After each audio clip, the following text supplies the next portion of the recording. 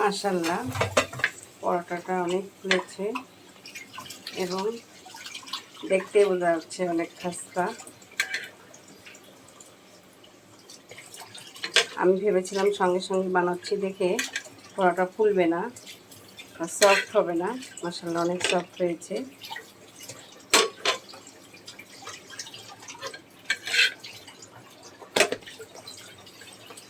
আটাটা অনেকক্ষণ ভিজিয়ে রাখলে, মাখিয়ে রাখলে হয়তো বা সফট হয়, কিন্তু আমার জানা ছিল না সাথে সাথে বানালেও যে সফট হয়। যাক আলহামদুলিল্লাহ, সময় বাঁচলো আমার। আর বানায় রাখার আর